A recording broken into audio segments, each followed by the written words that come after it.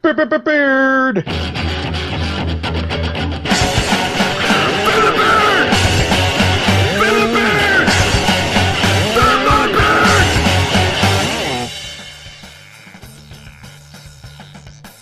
This is Fans Talk Wrestling. It's a weekly conversation where fans talk the wrestling world in all of its laughable glory. This episode 260 was recorded live on March 31st, 2015, right around 8 p.m. Eastern on FTWLive.com. Tonight, we react and review WrestleMania 31. My name is Garvin. Once again, we are joined by Joe. Say hello, Joe. Hello. Am I quiet? I probably am. You're okay. Nick. Say hello, Nick. What?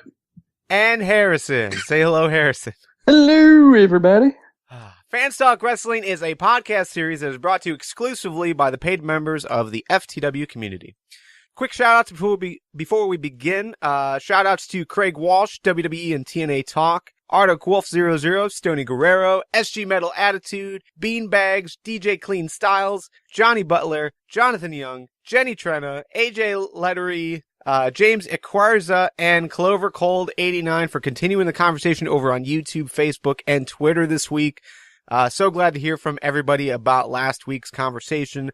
Also, shout-outs to at Mr. DRGWIR, at Gibson_Rambling, and at Mike Ammo for answering our tweets over the last few days. We've been a little bit more active just because I've been watching live pay-per-views, and then last night I live tweeted Raw. So just good to hear from everyone as we watch wrestling together. But let's get right into it. WrestleMania 31, guys. It happened. I think we pretty much all went in with low expectations, but overall, I don't know about you guys, but I was really surprised, almost relieved of how quality of a show it was. Well, don't, sell it too hard there, Garvin. Jeez. I had a good time, man. I thought it was a fantastic show. I'm not sure the low expectations you're coming from. Just looking at the card itself, it looked like there were some pretty good matches. When we were talking last week, I definitely thought the Rollins and Orton match was going to be the low point of the show, and I don't know where there was an actual low point in the show. Even the musical guest they had wasn't all that bad. So I thought, wall to wall, this is like the benchmark WrestleMania. This is like the Sheamus of WrestleManias. It's not the best WrestleMania, it's not the worst WrestleMania, but it's definitely the WrestleMania that you need to use to decide, okay, is this, can we do better than this? Yes, we probably should, but we really should not do worse than this because it was a solid show. Sure. I mean low expectations as in, we weren't necessarily into the story with that they were telling. The IC title, there were so many, just unknowns about that match, why Daniel Bryan was involved, all that stuff. Whether or not the Divas were going to get enough time, which they didn't, but they still told a really good match. And then, just everything else, like on paper, it was a good card. But just because of all the unknowns and how they've built up those stories, it was hard to, at least for me, to get really excited for this WrestleMania like I had been in years past. Yeah, there really wasn't a bad match in the whole lot. There were matches I don't understand the direction that they went. And Sting versus Triple H, I really could have done without a lot of that. But overall, quality-wise, the matches were good, at least. So I can't say I'm disappointed. I wish it had been better. I wish that the overall tone of the pay-per-view was different because the overall tone to me is, WrestleMania is always about the WWE jerking itself off, but this is like the Attitude Era and everything before then jerking itself off at the expense of the younger talent. But match quality. I specifically know what you're referencing with that one, Nick. You could pick from a number of moments. I'm going to take a shot in the dark and say you were not quite a fan of the NWO and DX showdown that they had. No, not really. Oh. Yeah, that was like overbooking to the max. Like there was no reason to have that. Yes, it was. It was to hit you right in the gut of nostalgia. I mean, why? Because if they actually got into a fight, Hogan's useless. Hall's pretty much useless. Hey, so it's Nash and bam, tore the quad. Hall took a nice hip toss. Or not hip toss. It was like I don't know, something. He took a back bump. Good. Kevin Nash ran along the side and then looked like he tore his quad again, but then was standing later on. It was kind of a strange scenario. I just don't understand why the NWO is helping Sting. unless the WWE is drawing on TNA continuity, there's absolutely no reason for any of that. You're right, because the NWO, while it does have the WCW connection, the NWO did actually spend quite a bit of time in WWE.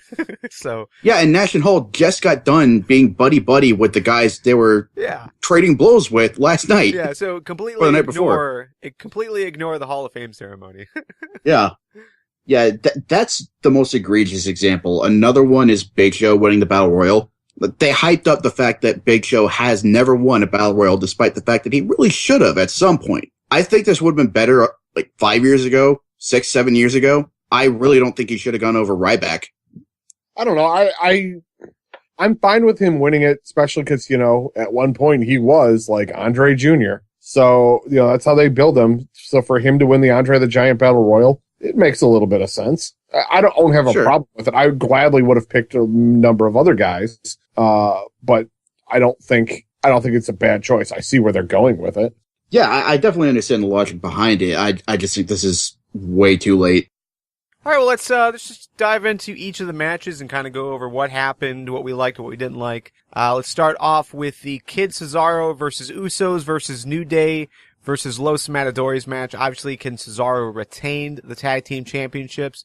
This was the first match on the kickoff, which actually was in the second hour of the kickoff. So it wasn't on the YouTube free show. You actually had to be a subscriber to the network to be able to watch this. But overall, pretty solid match. They did write off the Uso that was hurt real early in the match. So. Okay. Yeah, Jay. So I was kind of surprised why they included the Usos if that was the plan overall. I was pretty satisfied with what the Usos managed, and Naomi even got into it when it just broke down and started turning into a brawl between everybody ringside. So yeah, Jimmy did pretty well for himself.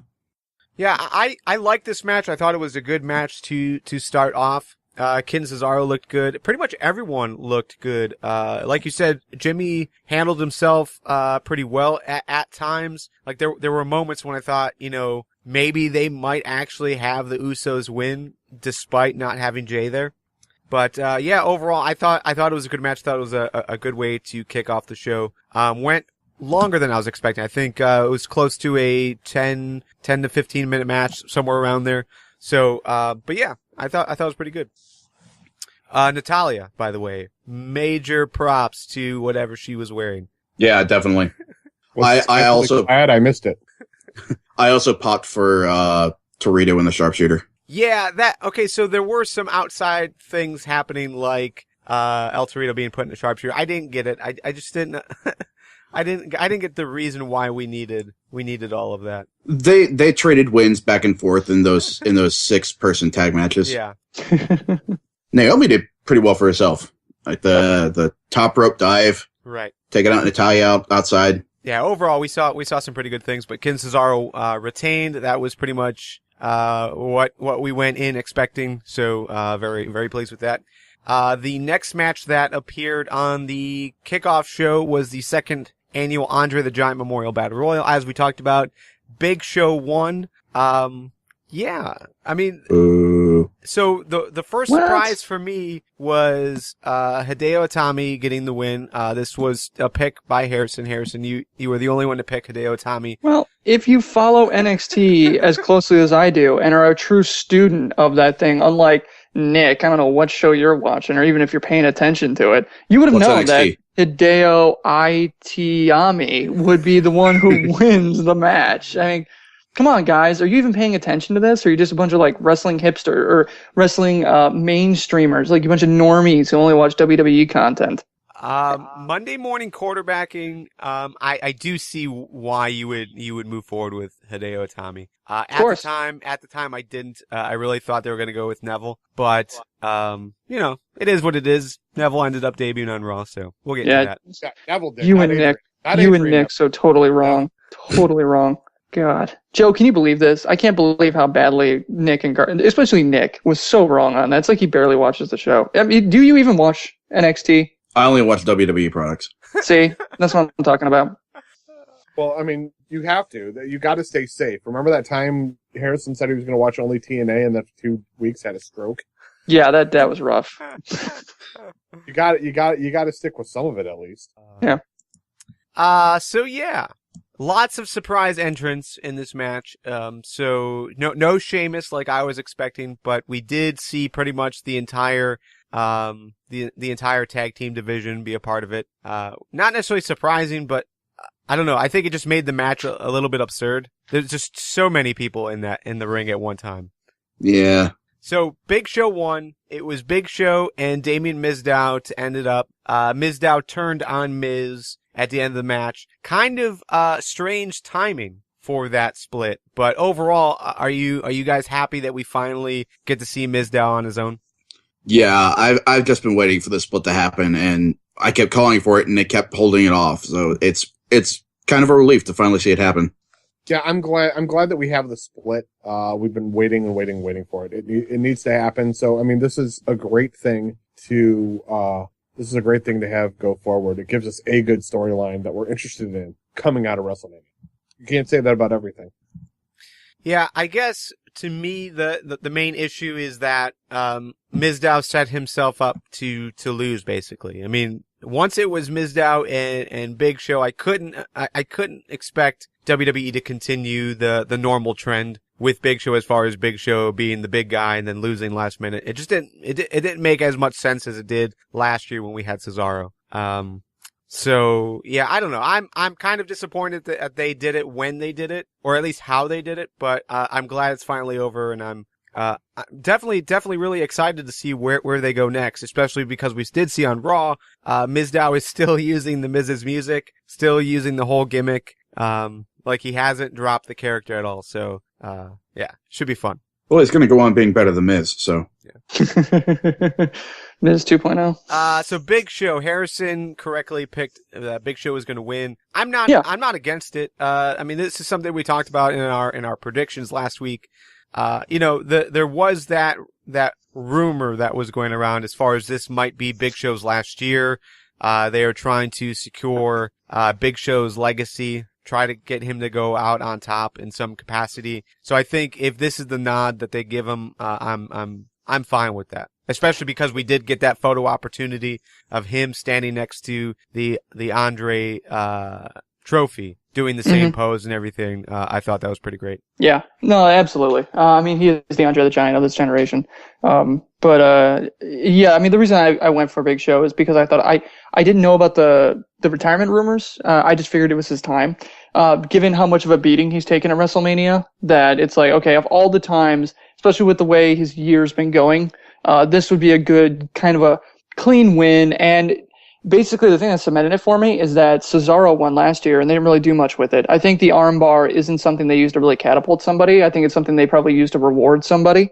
As okay, here's your WrestleMania moment. We're not going to build anything off of this. This is just that's how they started to build Cesaro. Nah, but they didn't really go anywhere with them. It was more like Cesaro had momentum out of it. Did he really have a storyline coming out of WrestleMania last year? He was with Heyman at the time, and Heyman hyped up the fact that he won the armbar a couple times. That's when he became a Heyman guy. Yeah. Yeah. It was right around the same time period. So yeah, there was a lot of hype. It was because of that. Like he turned on somebody or something. No, he didn't become a Heyman guy because of the armbar. I thought it happened like right then. Or maybe it was the next night. I can't remember timing. I think it was the next night on Raw. But yeah, it was right around the same time. And yeah, Cesaro had a lot of hype coming out. A lot of people were very excited to see what they would do with him, especially with the teaming of him and Heyman. But yeah, it is what it is. Well, for whatever reason, they dropped the ball. They destroyed the trophy. And I think as soon as and I can't even remember who did that to the trophy. Do you guys? Not offhand, but I'll look it up. I can't recall. Blue Cactur is putting out there, I'm sorry, as well as Diva Jill, that the next night he turned on Zeb Coulter and joined Heyman. That's what it was. Yeah. Right, because he was one of the real Americans. Oh, right. Man. Yeah, and they're saying Jack Swagger broke the trophy.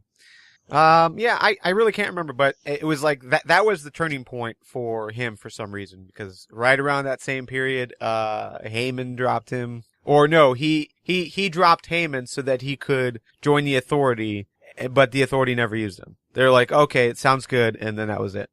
Yeah, because you see, Garvin, he couldn't connect with the crowd. He never reached out for that brass ring because he's a damn millennial. So yeah, I mean, those damn foreigners, they don't have any work ethic at all. Yeah. Should have stayed a real American. That's why he only has one name now. I would That's right. I would Foreigners say don't that's get two Nick. names. I would say that's Nick at the FTWpodcast.com. He sounds I don't like know if JBL. But I don't know if Nick's got a. He does actually. I finally set him up with one like maybe 3 months ago. Oh, that's Did you? Nick. Yeah. That's Nick at FTWpodcast.com. But if Nick doesn't know it's there, it's probably being filled with all your messages, and he has no idea.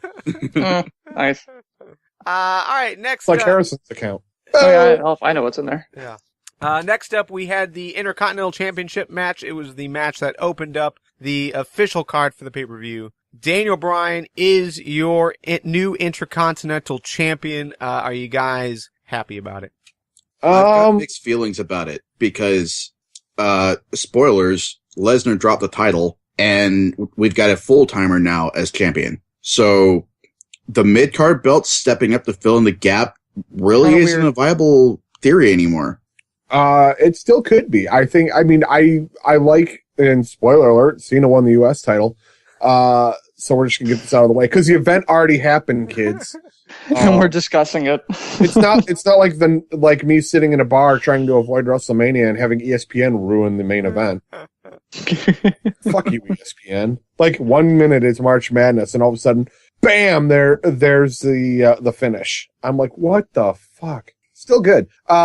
But I mean, with Cena and Bryan with the mid-card titles, I think it's great that they're going to help elevate them and make them worth something because those guys, I mean, obviously Cena's been at the top for years. So when you've got guys beating him to win the U.S. title, it makes it worth more. It's got more weight to it. And I'm not just talking about like 20 pounds of gold, like you'd find on Lucha Underground, but yeah, it gives them better value. So I don't mind that. And you're putting, Lesnar is still in the mix there. And I like what happened on Raw. He's hungry. He's going for it. I'm very excited to see what's going to be happening with the WWE title. Yeah. I'm with you, Nick, as far as just the idea that we were justifying this move based on the idea that, well, if Brock Lesnar retains the title, then you've got the title not on TV all the time. So then the new main title on TV every week would be Intercontinental Champion Daniel Bryan. Now, yeah, you're right. Now we're not going to get that. So there is a little bit of doubt in my mind as well that everything positive that we had to say about it before is kind of in question because, obviously the top story is going to be what's happening with Seth Rollins, most likely Seth Rollins versus Randy Orton at the next pay-per-view. And what do you push next? Like as your main title? Do you guys really think that they're going to push Daniel Bryan and Intercontinental Championship over Cena and the US Championship? One would hope. The story, No. the storyline would say no, but no. You know what? No, the U.S. title's totally gonna be over it. The thing is, I mean, I understand the theory that we discussed last week. It made sense, and then going forward, I think it still kind of makes sense. I mean, the WWE basically went through an entire year of having almost a year, right? 300 and some odd days. How long did Lesnar hold the title? At least 300 days. I saw the stat. Yeah, at least. So a year. Let's just call it a year. They went a year without having a full-time champion, and I don't think they really want to be caught in that situation again. So it makes sense for them to come out of WrestleMania with a clean break and go, okay, you know what we're going to do? We're going to take Cena. We're going to take Cena. We're going to take Bryan. We're going to take two of our hottest stars for basically the two groups that are most polarizing, the two audiences that we serve. We're going to take their two heroes. We're going to give them two belts, and then we're going to go to town with it. And then that frees them up to not be as beholden, I guess, to the WWE title. Instead of relying on that to be the clutch main event match that it needs to be for every single pay-per-view, they don't have to worry about that now. They don't have to build an entire storyline around it. They can carry an hour and a half of Raw based on, just these two other titles. See, going back to the theory of Cena and Bryan holding the belts and elevating them, I don't think that really holds water because look at Cena's last World Heavyweight Championship reign. Not the WWE World Heavyweight Championship, but the big gold belt. That didn't go anywhere. I'm about to say I don't even remember it. Yeah. Yeah, the only place that went was, I think he beat Mizdow to foil his cash-in attempt, and then he lost to Orton to unify the belts. That's pretty much all that happened. I remember that now, yeah. So if you can't elevate what is essentially your second top-tier title with Cena, how are you going to do that with mid-card titles? Well, the plan was to merge. I mean, they're not going to merge the U.S. title into anything, so he can hold it for a while and he can build something with it. Look at it this way. All right, guys, let's talk about it from this way. Seth Rollins, do you guys think he's a risk holding the world, basically the WWE title, and anchoring a pay-per-view? I do not, personally. No, not at all. Not with the story that they're telling right now between him and Randy Orton. I mean, that is compelling stuff. And Reigns. And Reigns, too, And Reigns. yeah. I think he could if they build it right. I mean, he's extremely talented. There's it can work the mic too. So he's one of the people who's pretty much got a full pack. That sounds so gay. Full package. The internet saw that not too long ago. Ha ha! Hey, Thanks, Nick. I still feel like I dug myself into a hole. Not that there's anything wrong with that. digging yourself into holes? Why do you want to dig yourself into a hole? Well, I'm going to bury something in a hole. Yeah, wow, that's one way off track. No, I think Rollins could main event a pay-per-view and it'd be completely valid. It's just who is he going against and what's the story? See, so that's the thing is, like, for me, I think he's a little bit of a risk because it does depend who he's against and it does depend what the story is. I mean, Orton, I'd be fine main eventing a pay-per-view or somebody like, If Cena R-Truth can main event a pay-per-view, it happened. This is true. It did. See, Rollins, I have no doubt he can main event with anybody and make that look good because he had a feud to become the first NXT champion with Jinder Mahal. And it was entertaining. It was great. He made Jinder Mahal look like a legitimate contender for top gold. Jinder Mahal. Yeah. I like Jinder Mahal. I do too, but come on. It is Jinder Mahal. Only the WWE can hinder Jinder. So no, I understand where you guys are coming from. Basically, my point is, if the WWE views Seth Rollins as a risk, then it makes sense to still elevate the WWE and IC belts just in case. You mean the U.S. Championship? Yeah, sorry, yeah, the U.S. Championship. See, I don't think they need to do that because they've got so many other contenders for the top title. They've got Randy Orton in there. Yeah, I don't know, guys. I'm just, Yeah, but at least Rollins is fresh. It's new. We've had Orton in there for a long period of time. Well, I'm saying if the WWE thinks he's a risk, they've got proven contenders that they can fall back on. But the truth is, I don't think Rollins at all is a risk. Not when you compare him to Roman Reigns. Like, Roman Reigns was a definite risk.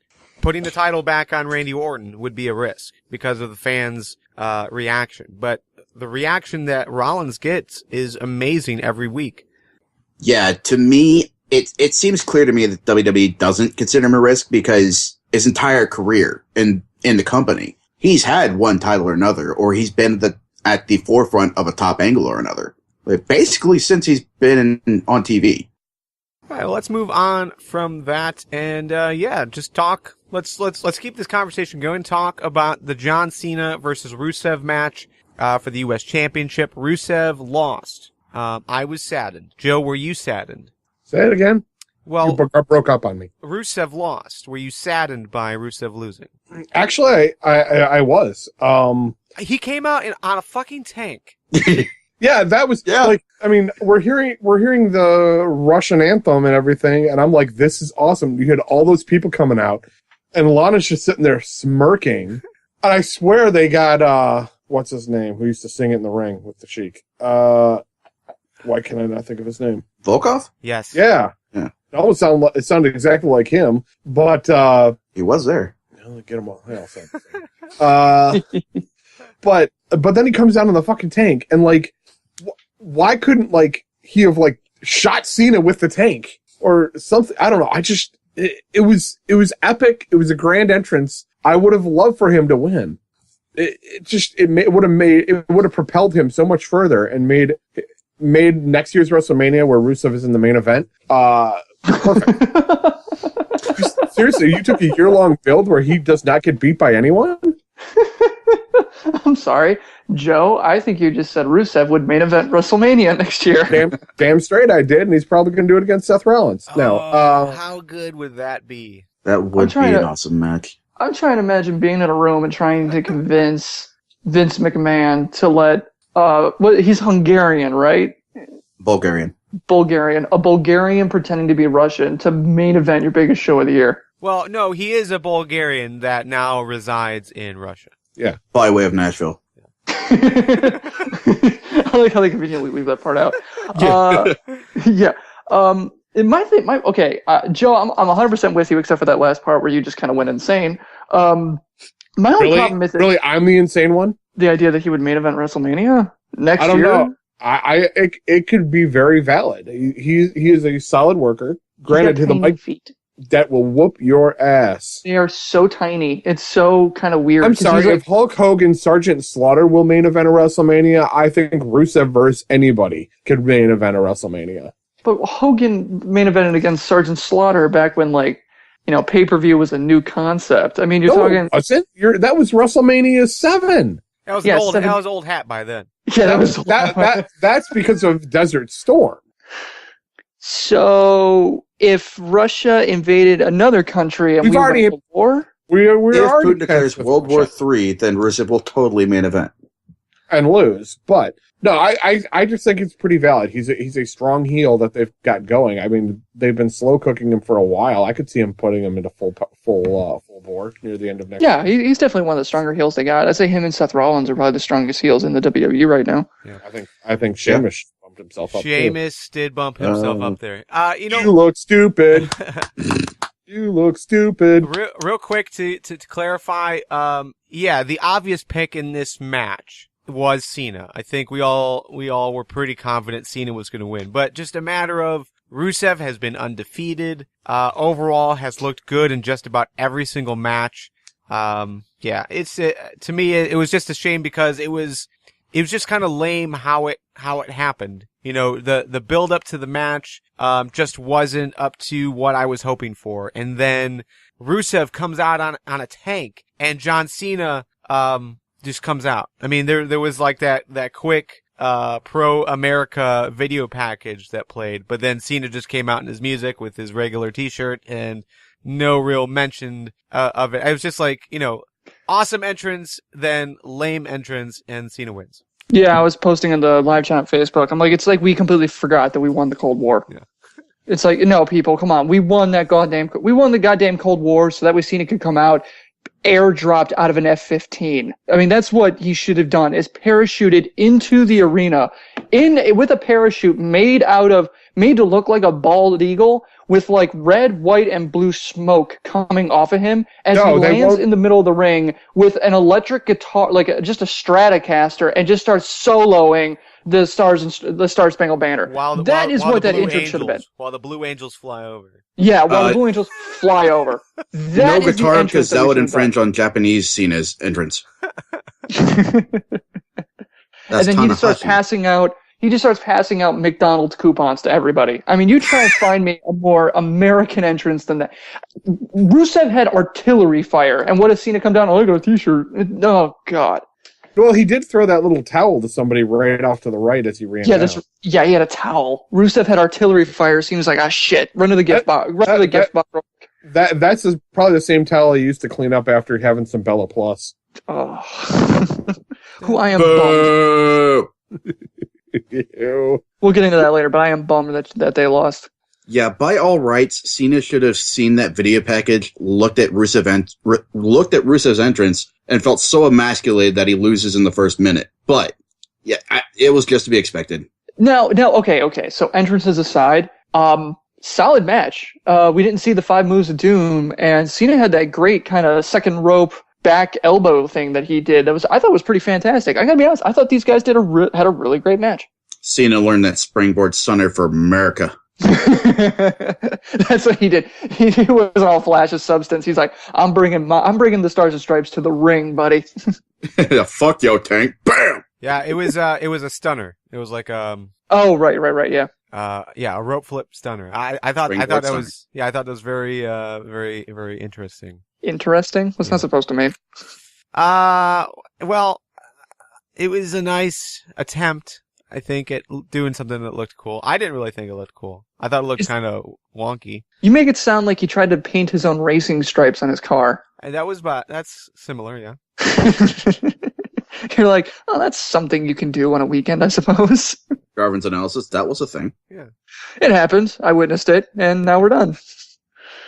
Okay. All right. I thought it was a good match. I thought Cena did pretty well. Yeah. Agreed. It was a good match, but it didn't end the way it should have. It was okay for a Cena match. But tank. He had fucking artillery fire. Come on, guys. You couldn't even do the hacksaw. Couldn't come down with a flag. Rusev had a flag. Yeah, I mean, like, the whole thing, seemingly, what wasn't Rusev versus Cena, like, person to person, it was still, like, the Russia versus America, but they didn't carry that through.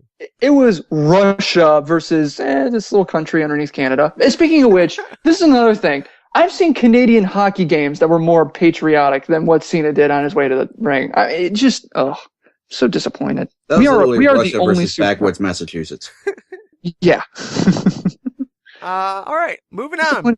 Here. Paige defeated the Bella Twins. So, let me preface this by bringing up the fact that, I think we were all expecting, because we had 2 matches in the pre-show, that this match, because of all the drama and controversy surrounding hashtag Give Divas a Chance, that we were going to see at least a 10-minute Divas match on WrestleMania. We did not. It was just under 7 minutes. So despite that, one of the better Divas matches I think we have seen in a long time. At least on the main WWE card. Do you guys agree? Wasn't this a good match? Yeah, I mean, at least it didn't get bumped from the card entirely, like the last Bella's match did. Sure, but just story. Like they told a good story. Yeah. It was tag team psychology being used. Oh, it was so good. Yeah. It was so good. Yeah, once they isolated Paige in the ring and the Bellas were working together for it, I was like, this is just a fantastic match. I mean, this is like an old school tag match. It was great. Yeah, absolutely. That's why I'm bummed the Bellas lost. I'm not bummed, but yeah, to be honest, I think I would have been satisfied either way. Yeah, that's where I'm coming from. My point is, I'm bummed the Bellas lost because I do think they've come a long way in a year with their wrestling talent. They're doing some great stuff, like we talked about last week. And I'm getting kind of tired of Paige. I liked it when AJ and Paige were at each other's throats. I thought it was a lot more entertaining than this. And I like the idea of the Bella Twins winning the belts and then AJ and Paige at each other. But then, if you do that, then there really isn't much diva talent to then, take on the Bellas, I guess. But I really do like, they don't have a tag belt. They keep confusing them with TNA. I like the idea of AJ and Paige at each other's throats. I don't like them like buddy.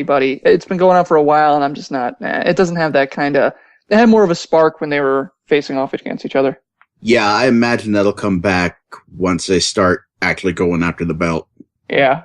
So, real quick, and Joe, I know you want to get in here too, but Deuce Loosely in the live chat's throwing out this question.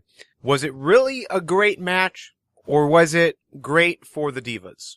I don't know. think Qualifiers. You can't put a qualifier like that. I mean, if you're talking just straight up, great match, I mean, then you're comparing that match to many, many matches throughout time. And I don't think that's fair. Is it a great match for the Divas? Yes. I think with the current stock of talent in the WWE, as far as the women go, I think it was a great match. It was very entertaining. It was something I'd want to see more of. Yeah, despite what you may read online about people assigning numbers to shit and having these formulas that they do for this kind of crap, it was a solid match. You can't deny it. I mean, you can put all the qualifiers on it that you want, but at the end of the day, you're going to end up calling it a good match. And that's what it was. It was a good match.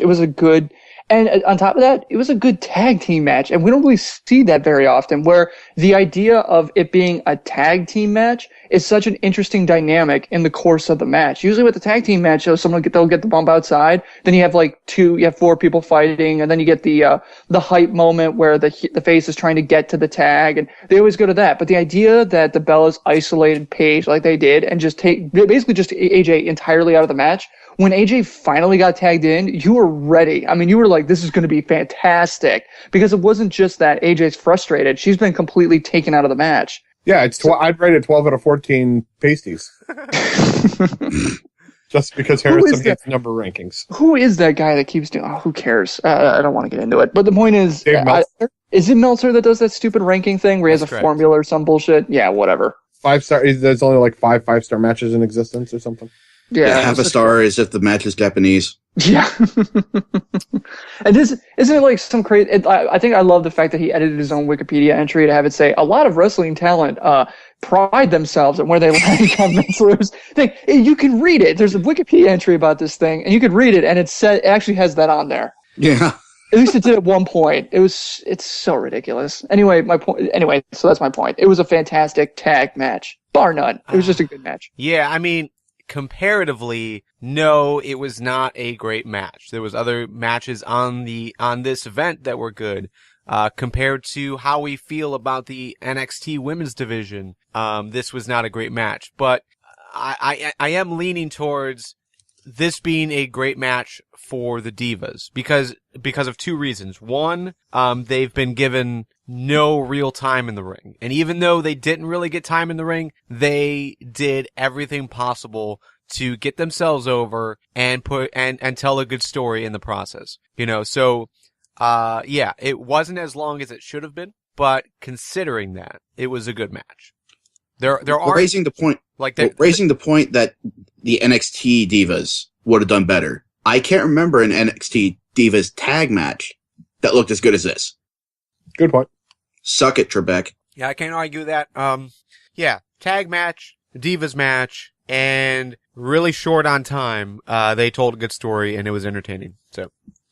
All right, moving on from that, Seth Rollins versus Randy Orton. Orton won. That was pretty predictable. I think we all got that correct.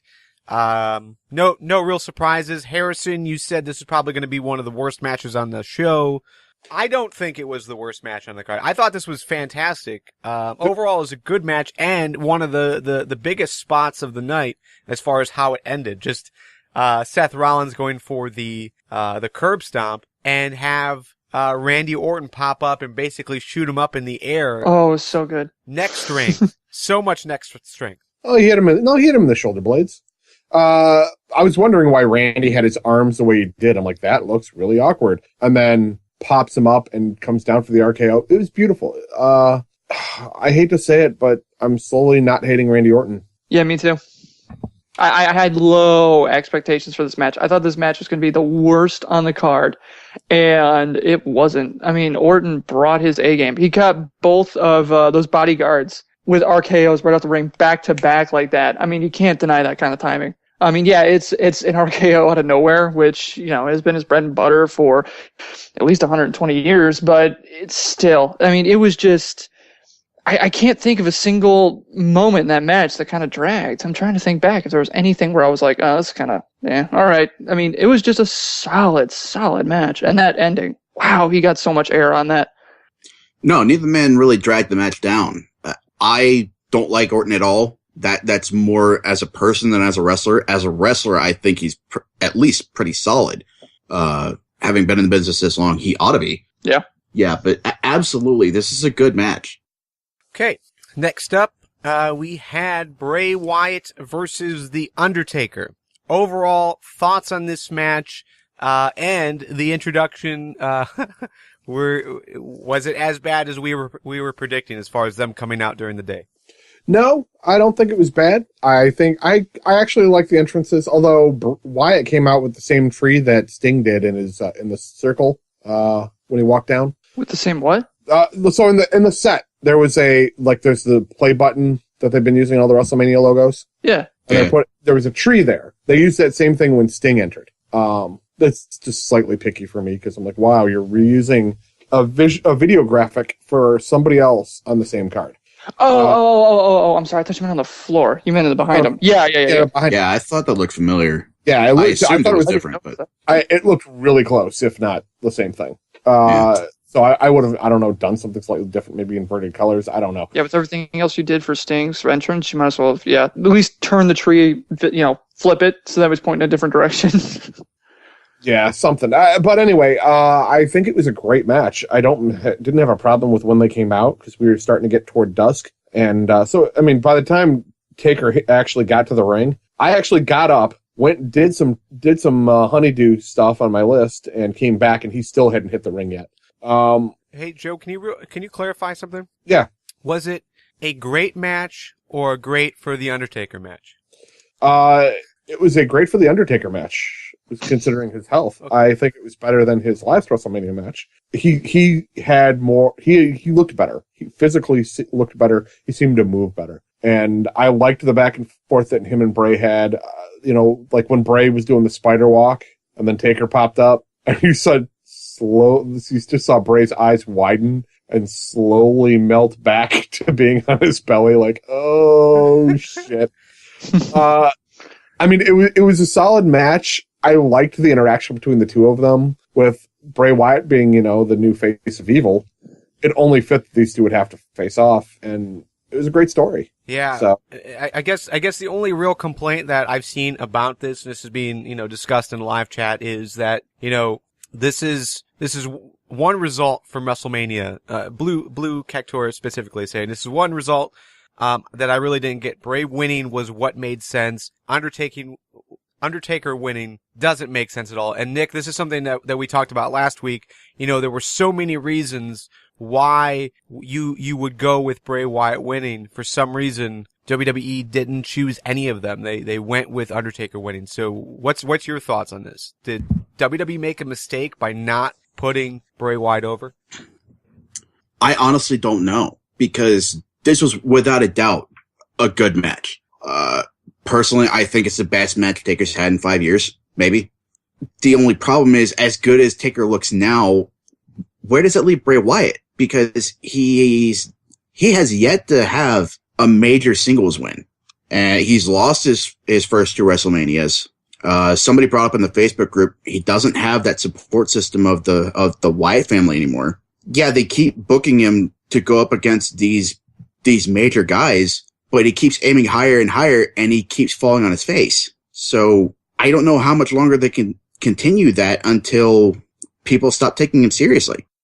Man, I was so 100% on board with Bray losing here, and man, I don't know about that one. That's a really good point. My thing though with going into this, like I explained last year, is you can't have Taker lose 2 years in a row, because then basically him being at WrestleMania is kind of a joke. It's like, oh, here, Taker, he's coming back. Hey, everybody, look. It's basically, if Taker lost and he shows up at WrestleMania again next year, he's like that band that you were a big fan of as a kid, and then you find out they're playing like the airport Marriott while you're on a business trip, and you're like, really? You're playing the Marriott? Okay, whatever. You're playing the Marriott. You can't do that. You got to have Taker win this one. However, I mean, what did they do with Bray now? The crowd was over on him. I thought it was a fantastic match between the two guys. I thought it was a good storytelling match, like Taker versus HBK 2. Was that the one where Triple H was the special guest referee? Yes, it was. Yeah, that one. I thought that was one of my favorite WrestleMania matches of all time. But I thought Bray and Taker was more like that match than like Taker versus Lesnar last year. Bray versus. But what do you do with Bray now? I don't know. I don't think you really have to do much. I don't think he was really damaged by the loss. I think it was mostly, Bray just kind of. Yeah, I don't think he's really slid. I don't think he's backslid at all, but he's kind of stagnant. That's a good point. Yeah, where do you take him now? Because he didn't beat Taker. I mean, do you have him? Okay. I mean, so Taker, we haven't seen him wrestle since last WrestleMania. I thought Taker looked better this year than he did last year. So do you have Taker come back and maybe take on Bray at, I don't know, SummerSlam or something maybe? Or, maybe get a rematch and then have Bray get over Taker then? Because then it's not a WrestleMania, so it's kind of neutral ground. I certainly would not say no to that, especially now that Taker's ditched the robes and the hood that he can't take off by himself. Yeah, I missed the Harley. I thought for sure he was going to come down on the Harley. But anyway. You missed the Harley because you like motorcycles. No, I like motorcycles. Harleys aren't motorcycles. Harleys are fashion accessories that go with T-shirts and bandanas. But you had no problem with Victoria being on one, or Tara. No, she was riding a Honda. I'm just going to keep telling myself that she was riding like a Victory or something. because I'm okay with that. So what if Bray? I guess what if Bray lured Taker out? I mean, I saw somewhere where someone posted like, "Oh, they could do a casket match," and then, wasn't that you, Joe, that said it last week? They could do a casket match and then both get buried. Yep. Yeah. It's not crazy, assholes. Yeah. No, it'd have been fun. All right, let's move on from this. Real brief. Sting versus Triple H. Looking at why Sting never signed with WWE, we always heard the idea that Sting refused to join WWE because he didn't want to be used improperly. He thought that they were going to, do something, not necessarily disrespectful, but something that he wasn't really interested in seeing happen when it comes to his character and especially how they handled the rest of WCW. So overall, this is his first match with WWE. Was he right? Did they disrespect him and use him improperly in this loss? Disrespect is a strong word, but I would absolutely say that he was misused here. Just sacrificing him on the altar of nostalgia to they talked about closing the door finally on the Monday Night War, like we haven't been done with it. I think a lot of people were done with it once it pretty much ended, back 10 years ago, but at the very least 5 years ago, I don't think anybody was really talking about it except, man, that was pretty awesome. Yeah, it was. Okay, let's see what they're doing now. Nick, I can't take that cynicism. I'm sorry. I am too much in love with the memories that I have of DX taking that Jeep and going after WCW, and Bischoff trying to ruin WWE's tape shows. I have too much love for that time when I would watch wrestling. And for me, this match, yeah, you can be cynical, and you're probably right. But for me, this match was just a high fructose corn syrup of nostalgia injected directly into my jugular. When the NWO music hit, when the DX music hit, I'm like, oh, this is gonna be, and like it was all of them. It was everybody. It was DX except for China, which I'm okay with, I guess. If China came down, that would have been incredible. But just the idea of DX comes down and then the NWO music hit, and I was just sitting there staring at this going, oh my God, I'm 10 years old again. It was just like Taker's music. I'm 10 years old in my parents' living room. My WrestleMania party. WrestleMania party that my mom was so excited about us having. It was so excited. So once again, you were excited for Undertaker's Dawn. Yeah, that's the thing. A lot of people are talking about how amazing it was to see all these legends come out, and I got none of that. Granted, I wasn't even alive when most of these guys were in their prime, but I never watched the NWO as it was happening. I wasn't watching DX as it was happening, so I don't have all those feelings of nostalgia. But even so, when DX's music hit, I thought, oh God, what are they doing now? NWO music hits, oh God, really? Yeah, Sting and Triple H can have a good match on their own. Which they should have. They really should have. This is Vince Russo booking at the finest. No, there was no ref bump. No, but the fact that you had 7 guys out there who didn't need to be out there that actually. Oh, that's a good point. Yeah, that's fair. Really, really made a difference. DX didn't need to come out. You didn't even see X-Pac break his asshole again. What was Hogan going to do other than make the guitar gestures? Really? What is he going to say? He's at the Silver Dome again? But the match itself was good until they got all that other stuff and then buried Sting.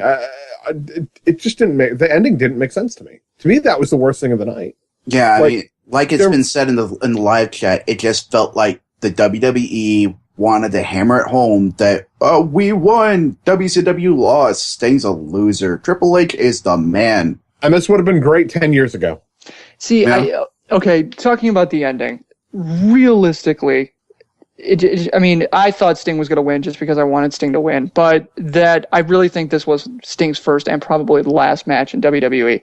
It's his first, unless they're going to have some kind of thing where they go back and forth, which I doubt they're going to do. I mean, Sting kind of had to lose this one. I was blinded by the idea of Sting winning, but looking back at it, Sting did have to lose this. And it had to be Triple H because he's the head of the company. And this is going to be Sting's first match in the WWE, and he gets over on Triple H. That's the start of a storyline. That's not the end of a storyline. So if they're going to basically take and put closure to the fact that we never really saw a solid WCW versus WWE, and so this is what we get, and they're going to go, okay, here it is. We're going to take it. We're going to take the top really the two top talents of the company at the time. We're going to have them face off at WrestleMania. Yeah, it's 10 years after the one we wanted it, but it still happened. They were going to take the top stable of one company, the top stable of the other company when they were in their prime during the Monday Night Wars. We're going to put this together. We're going to make a match. And at the end of the day, I'm sorry, but WWE has to win because WWE did win that. When you look at it in the terms of this match was an encapsulation of the history between these two companies, it makes sense. And you can be cynical and you guys could probably right, but I don't care because at that moment, at that time, when I saw Sting and Triple H facing against each other, I was 10 years old in my living room, and I don't care who you are, that is a magical moment. When a company and when a group of guys that you've never met are able to do that, you can't beat it. And but the thing was, is they crapped on it from the very beginning. Like, if this is his only match in the WWE, this should have been on some other pay-per-view. To drudge up history from 20 years ago, thereabouts, give or take a couple of years here, but to drudge up all that history for one squash match. I mean, they shit on it from the very beginning. How is that a squash match? They shit on it from the very beginning with this entire, like, all of a sudden we're bringing out some Terminators because we got a connection to Arnold Schwarzenegger this year. That was the dumbest fucking entrance. That was so ridiculous. That was so ridiculous. But I mean, like, it's okay, not a squash match, but to have it go the way it did, and just everyone's kind of standing around, like, we had the initial DX interaction, and when the NWO came out, then everyone's just kind of like standing like something would happen, and everyone just kind of looked at each other like, well, I guess that's what's happening. Like, they even did the shoulder shrug. By the way, that was the longest match on the pay-per-view. 18.5 minutes. And it was the worst match on the pay-per-view. Yeah. According to Wikipedia. Holy shit. According to Wikipedia. Does that include entrances? I think it counts bell to bell. And no, and I'm sorry. That. Another thing to bitch about in that match is when the sledgehammer broke in half. That cut was so straight. Yeah. Like, that was so pathetic. It was a good visual, though. It was a good visual. They should have hollowed it out and filled it up with spaghetti or something so it'd shatter. But yeah, my nephew. All you needed was Triple H to look at the smaller end of the hammer and just go, "Tell me I didn't just have that happen." And like Booker T with the little ladder when he was in the Money in the Bank match. I don't know. The whole thing just reeked of like, fuck you, Ted Turner. We have no more. This is long history, and we're going to dredge it up just so we can shit on life again. Like, it didn't need to happen. It really didn't. It was so weak. It was also the opposite of the normal mentality, which is you've got a part-time guy coming in for one big match, and you have him win despite him not being on the next show. This was the opposite. This was the part-timer coming in for one match and losing. But the only problem is with that one, Garvin, is that it is Triple H, and he's kind of running. Oh, yeah. And Harrison, everything you said totally makes sense. I think it's just a matter of, us wanting more from this just because we never got enough. Like, we never got what we really wanted from all of this many, many, many years ago. But realistically, you're not going to. Let's be honest. Okay, look. We don't have to continue. I'm like I'm saying, I'm totally in agreement with you. But I think that's the mentality, is that, it would have been swell if this got better treatment overall. It would have been fantastic if we got Sting versus Undertaker in his prime too. But that's not happening either. I will say this though. During the course of the match, did anybody feel like Sting just basically got completely gassed at about 8 minutes in? When NWO came in, he looked so done. Like, he got Triple H into the he got Triple H locked up the second time, and when Triple H fell to the mat, Sting lost his balance and had to catch himself. Like, he was that done, and he's actually sitting on Triple H. Like, he looked so gassed. So maybe when they booked this match, Sting went, "Look, I don't have it in me to do it 15 minutes anymore." And if that's the case, then but watch it again. I did. I watched that and I'm like, wow, he got. It was like it was, I don't know if it was worse than when Rock took Cena for the first time, but you could tell, I don't know if it was an adrenaline dump or what, but he looked so gassed about halfway through, about when NWO came out. Yeah, I'll watch that back again. I kind of wonder if maybe it was just his appearance. Because, I mean, when Sting's in the match for longer than 5 minutes, his hair goes nuts. So he looks like Doc Brown. His makeup starts to go. Yeah. That's true. One thing, though, before we move on, how did Triple H get his, like, was it Triple H? Is it Triple H or Sting? I just remember that the wife and I both noticed he had, like, a huge, like, mat burn or something on his under his right arm. It was his left ass cheek too, left ass cheek and leg. Oh no, Triple H had it there, and Sting had it on the right underneath his like right arm, because when he put his arm down, you didn't notice it. As soon as he lifted his arm up, it was right there. Yeah, so I didn't see it on Sting, but we all definitely noticed it on Triple H. People were saying they were talking about it on Twitter. I thought it was maybe a makeup rub off. Right, that's what I thought too. I thought, that's probably true. Because we noticed it so early on in the match that it didn't really make sense for him to be hurt already. So if you saw it on Sting as well, then that's the only thing I could think of, is that, something in that entrance, got on Triple H. Maybe there was some kind of spray paint used by some of the characters or whatever. I don't know. It got on Triple H somehow. Yeah, what is it with Triple H and entrances where he gets this weird shit all over him? Like, he had all that white stuff on his chest at one time after he spit the water. Yeah.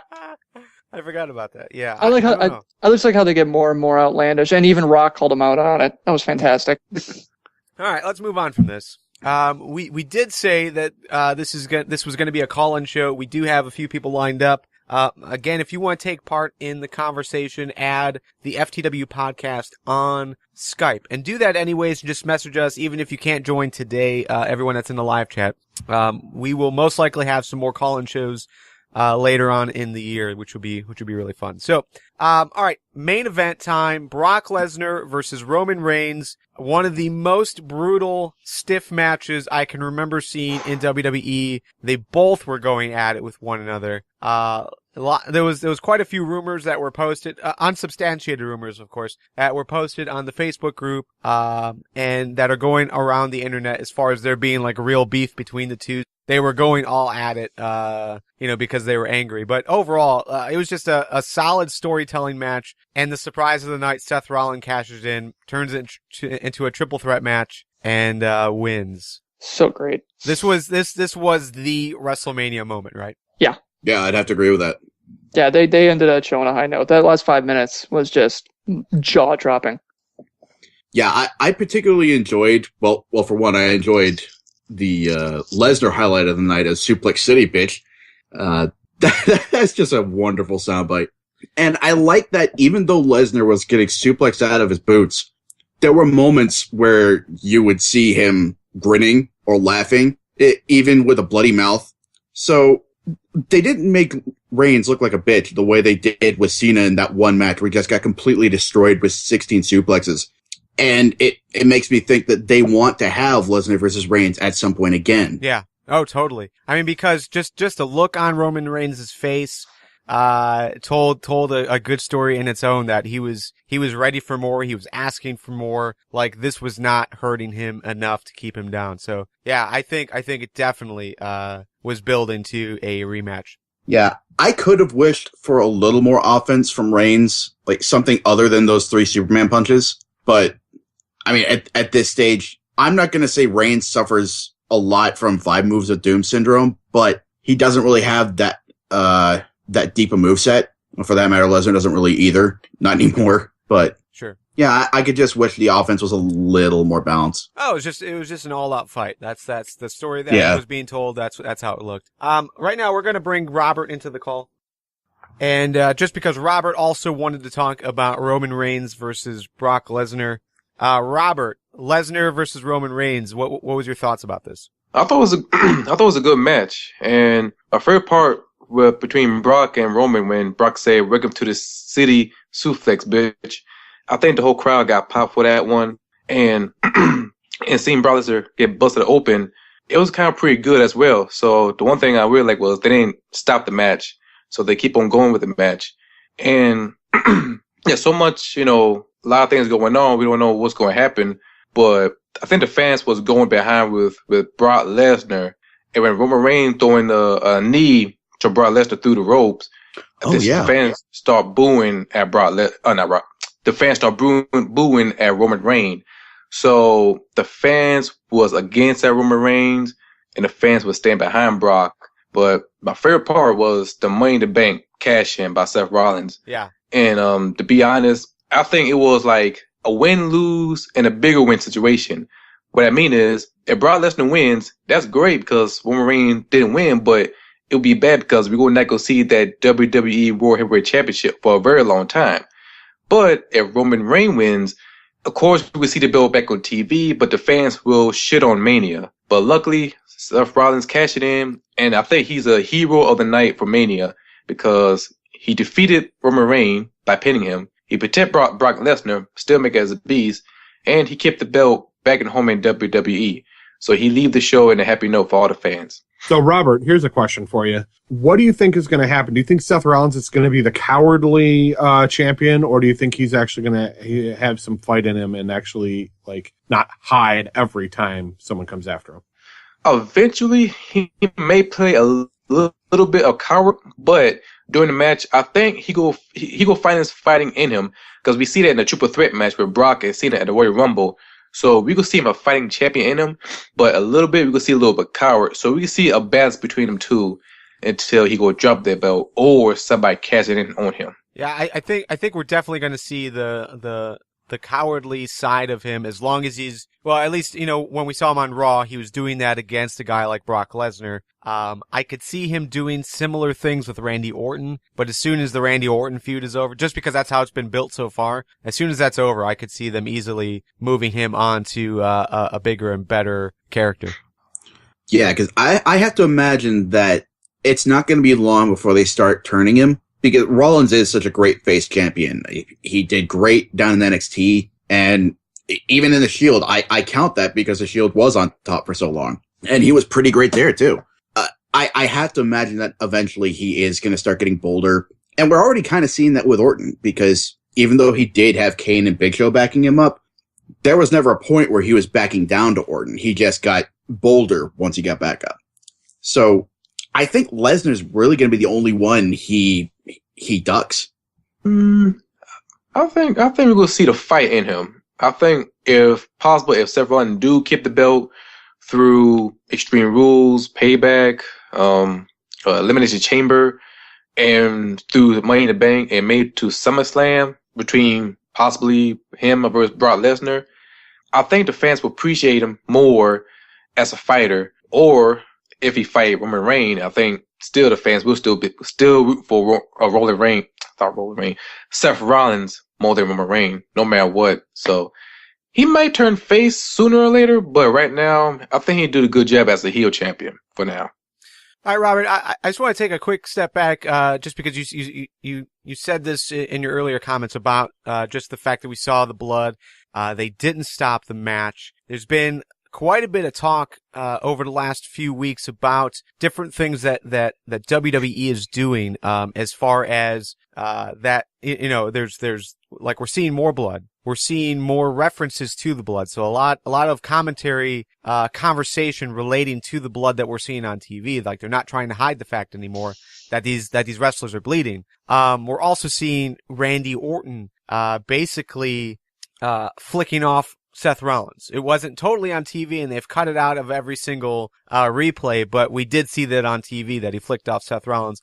And the language has definitely upped in the last few weeks. So are you with the idea that maybe the PG era is starting to fade away? Maybe not necessarily losing the label or losing the rating, but just towing that line a little bit more? I say slowly they're fading away from PG era because, of course, they got a little sponsor, you know, then there, including with the cartoon and the WWE camp and stuff. But they slowly fading away. Of course, they have to throw in a little blood, throw the middle fingers, you know, and try bring back the hardcore fans. And once they do that, I'm not saying they're going back to TV 14, in which I would love to see that, but they are taking in piece what it worked back in the Ruthless Aggression era and the Attitude era, and take those pieces and bring it to a modern day era. and just keep up with the product. Because if you look at Lucha Underground and TNA, they have no problem show some blood, show some violence. And WWE, they took notice and said, okay, these guys are doing a kick-ass job. We might as well do the same thing, but not losing our sponsor. Let's give Randy Orton a middle finger. Let's let Brock Lesnar, give some bloodshed for the good moments. If they're overdoing it, of course, some may, turn away, but more people will brace into it and look at WWE and say, oh, damn, let's show a little blood. Let's show a little bit of some violence. What else they can do? So right now, WWE is like dipping their toe in and see how far they can push without losing their sponsor and bringing, any more controversial.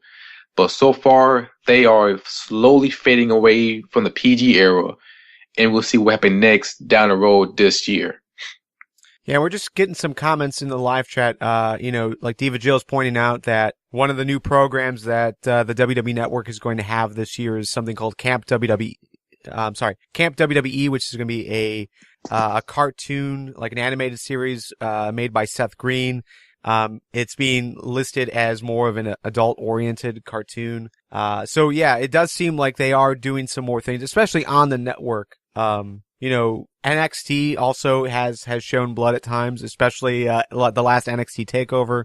So yeah, I think we're definitely seeing a lot more of it. I'm not sure if I'm totally in the camp of it being, the end of the PG era. I think we're always going to be in the PG era as long as that rating is in place. But, that might just be a Raw thing while everything else kind of moves into a different direction, especially now that we know that the network is growing, that they are getting the type of numbers that they were expecting. Yeah, and the boundaries of PG are getting stretched wider and wider. They're getting more flexible because let's remember the Wolverine movies are PG-13 and those get bloody as hell. Not the Rabid Wolverine movies, right? No, popular Hugh Jackman Wolverine. Thank you for the clarification. Woo Jackman. And that is Joe at the FTW podcast. All right, Robert, we're gonna move on. Thanks for your addition tonight. No problem. All right, we are going to bring on Mark Jackson right now. Hey, Mark, how you doing? Doing good.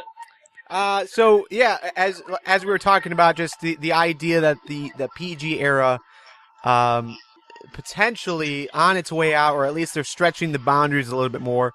What's your thought on that? Is that the direction you see WWE going in right now? Right now, the way I'm seeing it, they might end the PG ever, because where I was hearing, they allow Brock Lesnar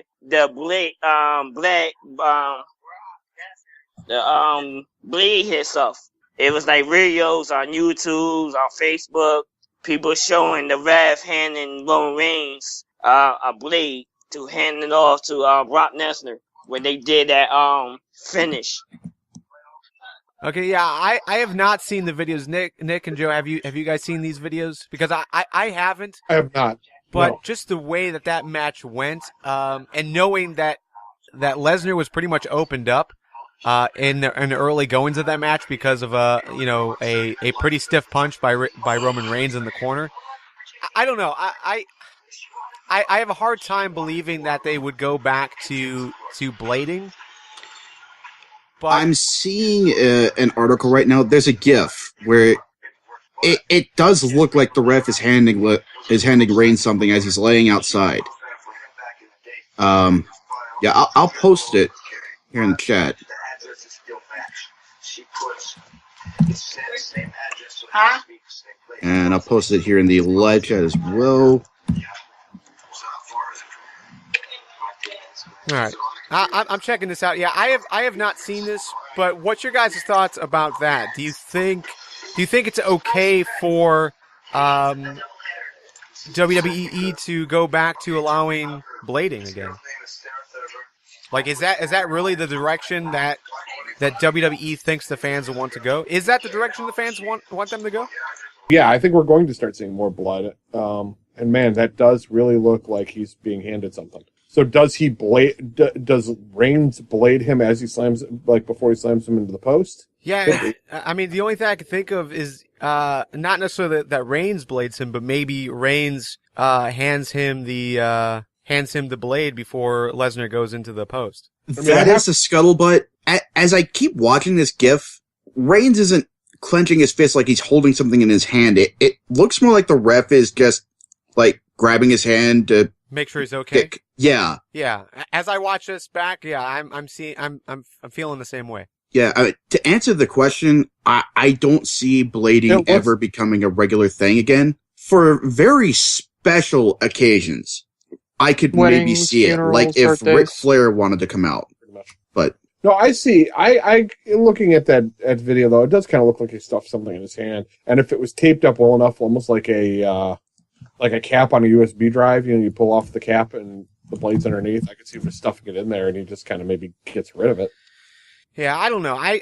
The more I watch this, the more I'm with you, Nick. I'm not seeing anything physically pass between the ref and Reigns. It does look like the ref is checking Reigns to make sure he's okay, but Reigns does clench his fist. I would go that, or it's a signal like, "Are you okay? Grab my fingers." Oh, that's true. Yeah, that's what I'm thinking. At the same time, do you really want to clench your fist around a razor blade?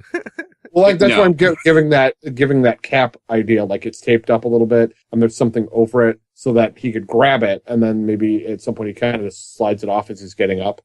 I'm not finding anything of Reigns handing anything to Lesnar. Yeah. So. Well, I mean, at this point I would go back and watch the match to see where it could have been a blade job leading up to the post hit, because it's definitely apparent after the post hit that there's blood. But frankly, I think Lesnar just bashed his head into it. And which wouldn't be the first time, which is what, that was my initial thought is. I got a contract. I'm gonna get a concussion. Yeah, I mean, I think that's at least like his third time that he's went hard ways into the post. Dental plan. Lesnar into the pole. Dental plan. Yeah, and I'm seeing, no matter what site I pull up, I'm seeing the same GIF, and we'll have that in, we will have that in, the show notes so you guys can see it, who is listening on demand. Yeah, of course, WrestleZone goes both ways with it. It does indeed look like he's handing him a blade, but then others note, this could also be a case of the referee checking in on Reigns, as sometimes they will give each other a quick hand squeeze to notify if there's a legit injury or not. So, way to go, WrestleZone. Never take a stance. Just copy and paste. Ethics and journalism. Okay, whatevs. So, overall, let's talk about our picks, and then we'll just talk overall thoughts about WrestleMania. The picks, for this week, Harrison, let's start from the bottom. Garvin, that's me, and Joe, we both got 3 out of 10, correct. Nick, got 4 out of 10. That's me. My wife, on the FTW Extra show, got, 4 out of 9. James Hornsby last week got 6 out of 10, and Harrison, 7 correct picks. You were the winner. What did your wife miss as far as matches go? She refused to pick the Battle Royal. Okay. Coward. Yeah, she hates Battle Royals and didn't want to even think about it. How can you hate Battle Royals? I don't know. She hates the Rumble too. She's un-American. Is that because you used to give her the F5 all the time? I don't see how that's related. Okay. I think she just hates the identity conflict whenever she sees Kane and wondering about whether it's Undertaker. Yeah, that's probably it. Totally. All right, so Nailed it. we went a full year of doing pay-per-view picks.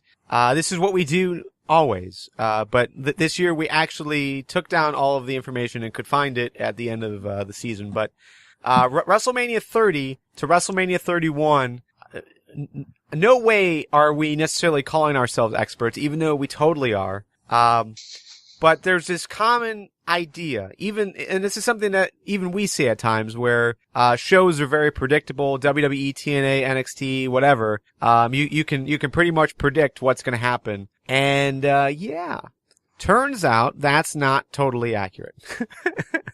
So Team Beard, which is Nick, myself, and Joe, we basically picked every single pay-per-view or special event, whether it's TNA, WWE, NXT, and I think that was it. I don't think it was, yeah, that was it.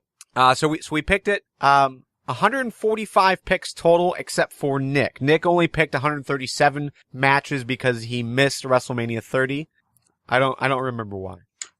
That was the very end of my do not watch WWE period because I am sick of your shit. That's right. That was it.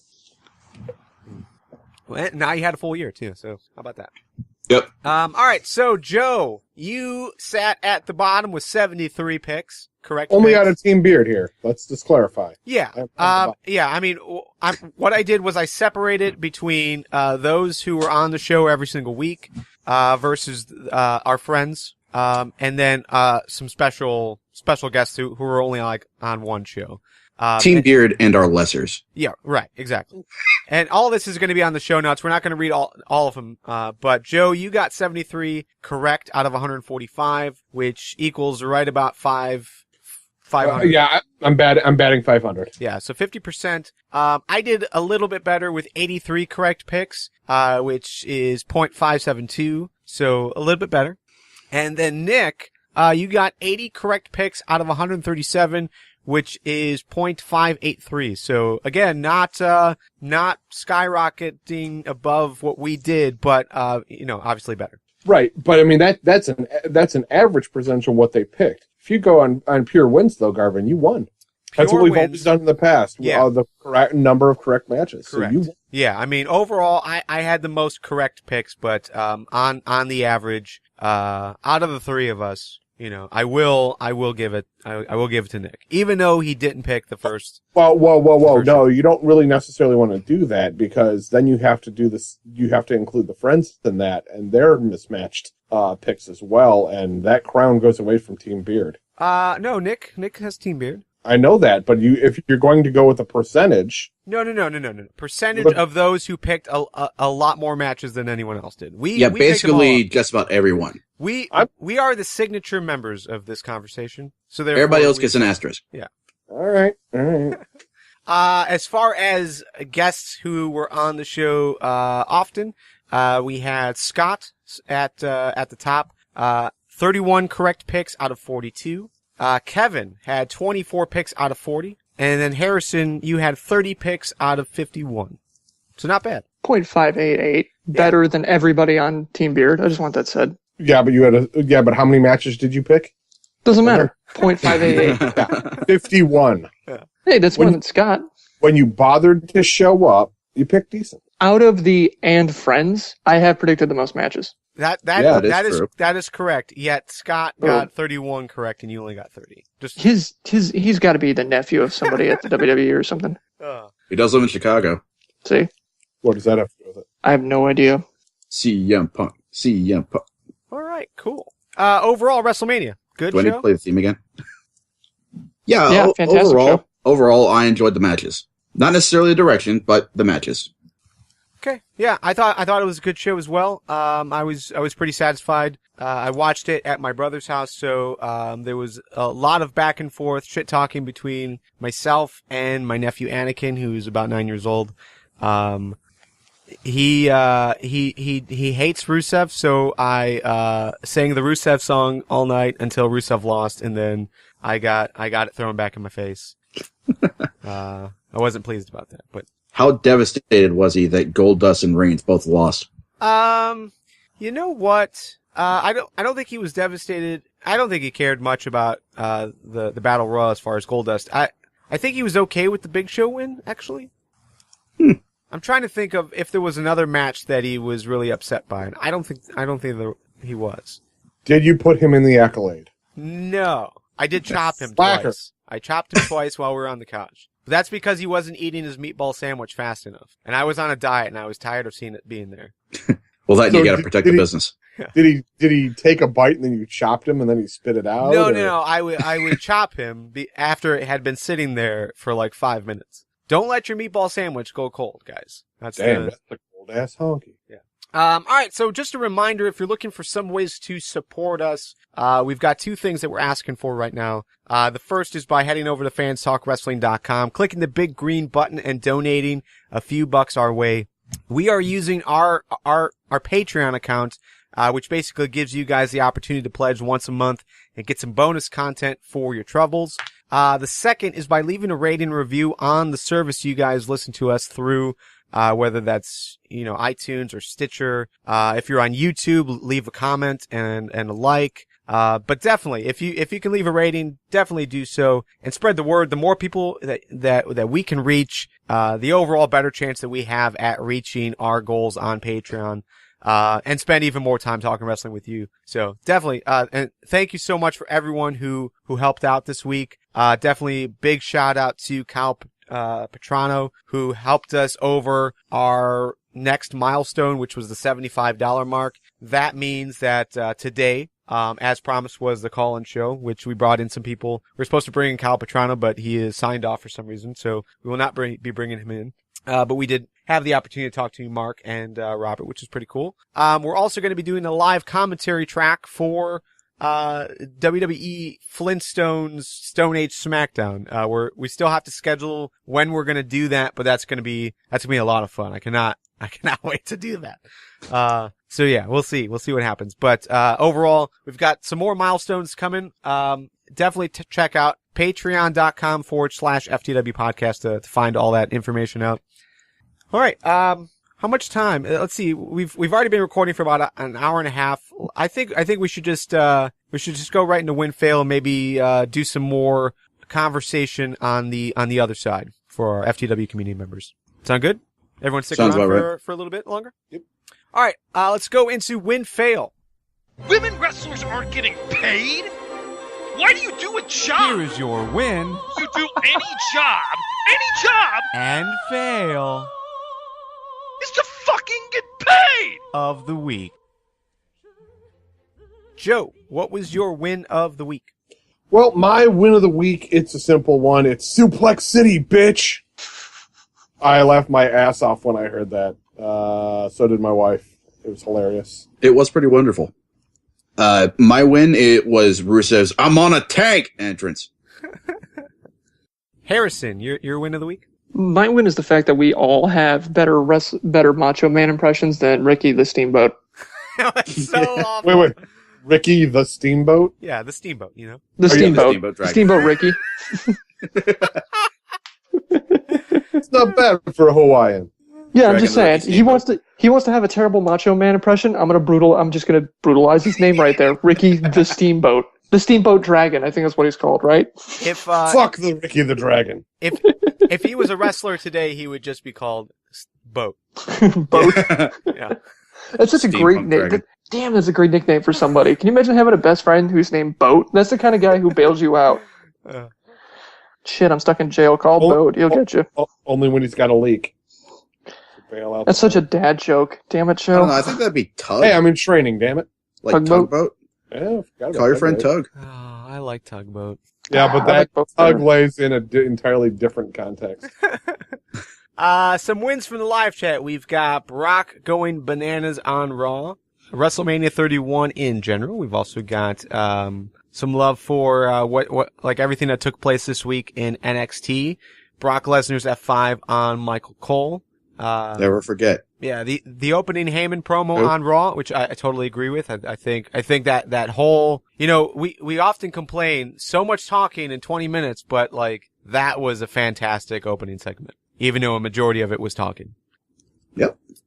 Yeah, so some more love for Lesnar's explosions on Raw and Seth Rollins. Seth Rollins was the first superstar to cash in his briefcase at WrestleMania and end up winning the world title. Yeah, I couldn't believe it when they brought that up. I would have thought somebody else had done it. All right, fails, Joe?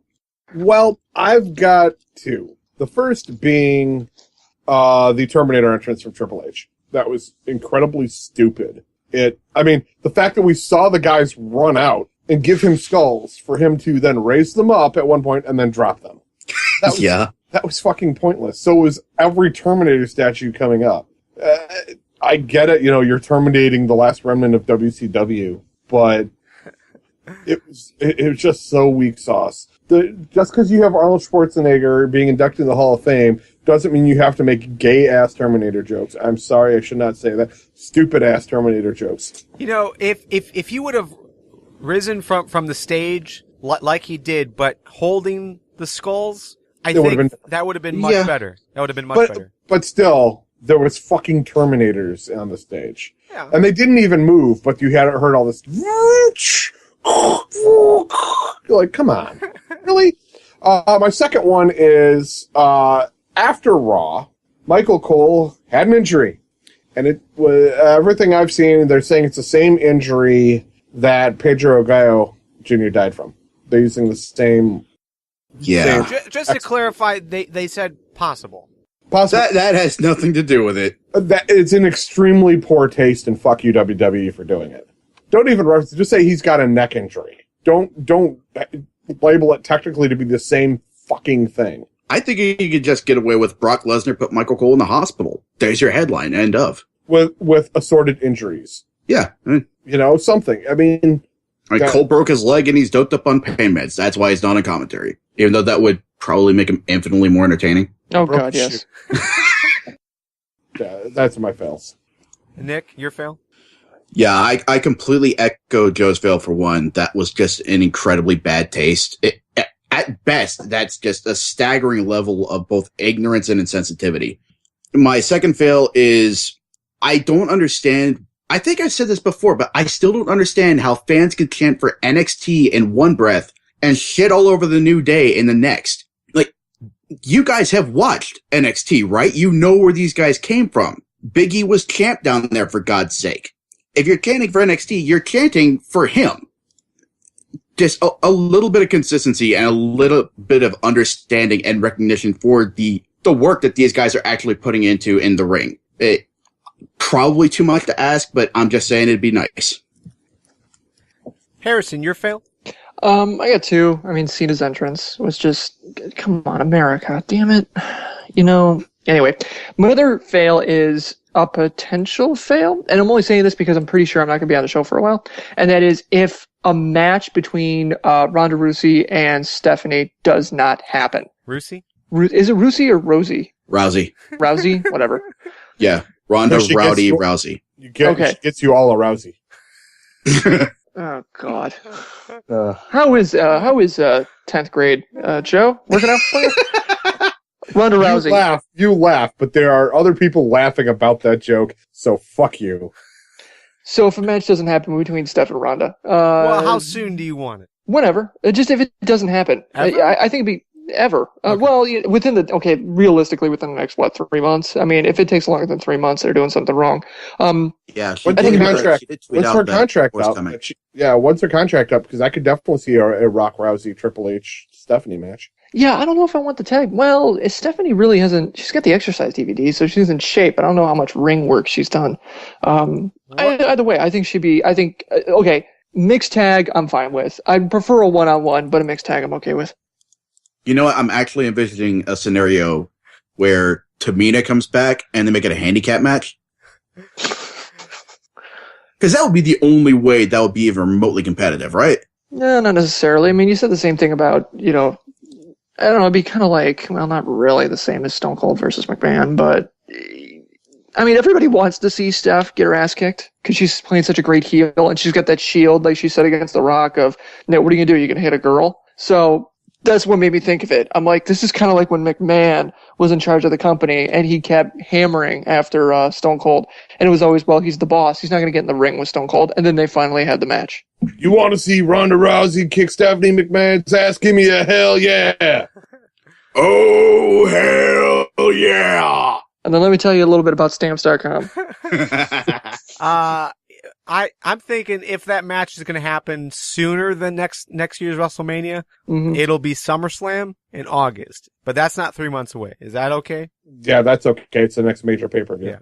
By the way, I pulled up the SummerSlam Wikipedia page for 2015 just to get what date it was, and there's already a card. And it's El Torito versus Brock Lesnar in a Hell in a Cell match. John Cena versus Santino Marella. That'd be good. And Michael Cole versus Paul Heyman. I'd like to see Michael Cole versus Brock Lesnar. Paul Heyman in a singlet, ambling his way down to the ring. He'd be like a penguin that got washed up on the beach. So thank you to whomever edited the Wikipedia page to have the card already. Good stuff. Torito. You could throw him through the hole. No, I guess you probably couldn't fit him through the holes in the Hell in the Cell. The old cage match probably could. Yeah, probably. All right, some fails from the live chat. We have Wyatt doing the job to the Undertaker. Lots of hate for that, it seems. The Cole injury felt wrong, at least what they said about it. People not liking, or at least crapping all over Larry Zbyszko's Hall of Fame speech, even though the guy was legit overwhelmed by the honor. That was a rough speech to watch, but totally understand what happened. Oh, wait, remind me, what specifically are they talking about? Larry Zbyszko's Hall of Fame speech. He basically had a speech prepared in his mind, but when it came time to actually read it, like he couldn't remember it. So, but it was because he was just overwhelmed by the moment. Oh, okay. Understandable. Yeah. Okay. Yeah. Did I miss anyone on fails? Did you give yours? No, I don't have a fail this week. Oh, really? Yeah. Take card. Final thoughts before we head out. Y'all know what the main event for WrestleMania 32 is going to be, right? Brock versus Brie, last mode standing. Last mode standing, yes. Yeah, I laughed when they called him, said he's going into beast mode. Yeah, that was the first thing I thought of. All right. Well, thanks everyone for listening. If this is your first time, definitely check out fanstalkwrestling.com for the full archive, as well as the other listening options and the other podcasts that we do. You can leave a rating and review if you listen to this through a service that allows it, and spread the word. We definitely need more people to listen to the show. You guys tell us we're awesome. You guys tell us we're better than the other podcasts out there. So make those words actually mean something. Get the word out about us. That's it. We'll talk next week. All FTW community members, we're going to be over on FTW Fallout for the next couple of minutes, so stay tuned. See you guys.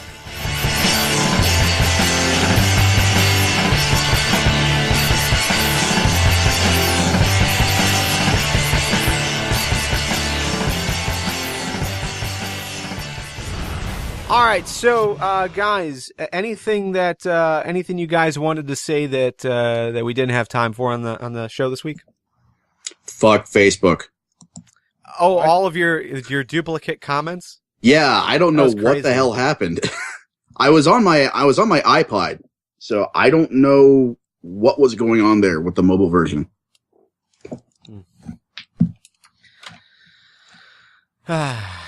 Yeah, that was pretty crazy. I think at one point you were posting like 10 times.